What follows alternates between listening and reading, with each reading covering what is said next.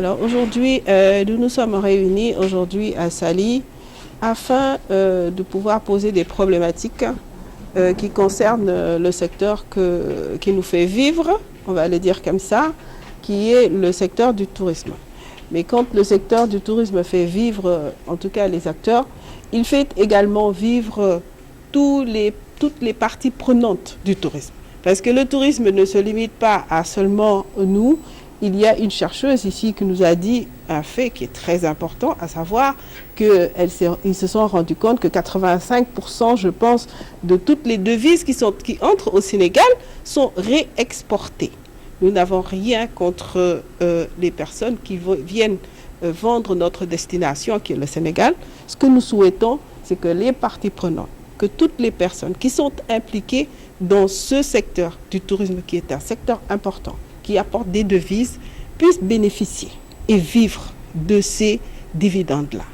Donc, comme l'a si bien dit notre coordonnateur, M. Fawzoudem, aujourd'hui, nous attendons du président de la République, M. Macky Sall, qu'il réagisse à cette problématique pour que les étudiants, les acteurs du tourisme, les hôteliers, les syndicats et toutes les personnes qui font partie de ce secteur porteur, parce qu'il fut un temps où le tourisme était le secteur numéro 1 du Sénégal, que ces personnes-là puissent bénéficier des ressources que le président de la République met en place afin de subvenir aux besoins de ces personnes-là. Il faut que les gens puissent vivre de leur travail. Et le tourisme est un secteur très très important, mis à part le fait qu'il va non seulement faire connaître notre destination, qui est une destination multiculturelle, multidimensionnelle, avec beaucoup de facettes. Mis à part ce fait-là, il y a aussi beaucoup de personnes dont le travail est mort aujourd'hui parce qu'ils n'arrivent plus à trouver des dividendes et à se nourrir de leur travail. Et ça, c'est un appel du cœur pour ces personnes. Alors aujourd'hui, je pense que comme l'a si bien dit notre coordonnateur, il y a des fonds qui sont mis en place. Ces fonds-là, il y a eu les fonds Covid qui ont été redistribués, on ne sait comment. Nous n'en avons pas bénéficié. Il y a d'autres qui ne sont même pas au courant qu'il y a eu des fonds Covid, qui sont des acteurs importants du tourisme. Nous qui sommes au courant, nous n'en avons pas bénéficié. Les étudiants n'ont pas vu de ressources, en tout cas de création d'emplois par rapport à ces fonds-là. Aujourd'hui, il y a d'autres fonds qui viennent d'être mis avec le fonds de garantie et qui sont encore mis en place. Alors, on voudrait savoir quelle sera la part des étudiants dans ces fonds-là, quelle sera la part des acteurs, à proprement parler, dans ces fonds-là, et quelle est la part qui sera réservée au tourisme pur et dur, dont nous sommes des acteurs principaux, les agences de tourisme, les agences de voyage, les agences culturelles. Vous voyez, je pourrais passer la journée à vous citer toutes les personnes qui sont impliquées autour du tourisme.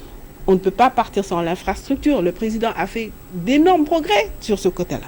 On ne peut pas partir sans la culture. Donc c'est lié. On ne peut pas partir sans l'environnement.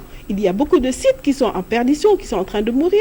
Aujourd'hui, dans la Réunion, quelqu'un a parlé de la case à impluvium qui se trouve à Moulombe, qui est en train de tomber. Il faudrait peut-être qu'on réagisse pour que ce sont des institutions. Ce ne sont même pas des sites à visiter, ce sont des institutions, des patrimoines qu'il faut vraiment conserver pour que notre culture puisse aller de l'avant. Écoutez, la plateforme aujourd'hui, Parlons Tourisme, comme l'a si bien dit M. Dem, est une plateforme qui réunit beaucoup d'acteurs. Donc tous les acteurs concernés, nous sommes à peu près 290 à 295 personnes qui sont entrées dans cette plateforme. Et en l'espace de 2 semaines, la plateforme a explosé, si je peux le dire comme ça. Donc la plupart des personnes qui sont ici aujourd'hui présentes ne sont pas venues parce qu'on ne tiendrait pas ici. Donc ils ont préféré être sur le Zoom en ligne parce que c'est vraiment la technologie qui le demande. Nous sommes donc juste un petit panel qui représente cette plateforme-là. Mais nous sommes prêts pour faire un point de presse. Très bientôt.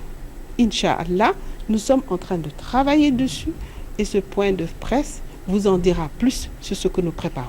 Inch'Allah.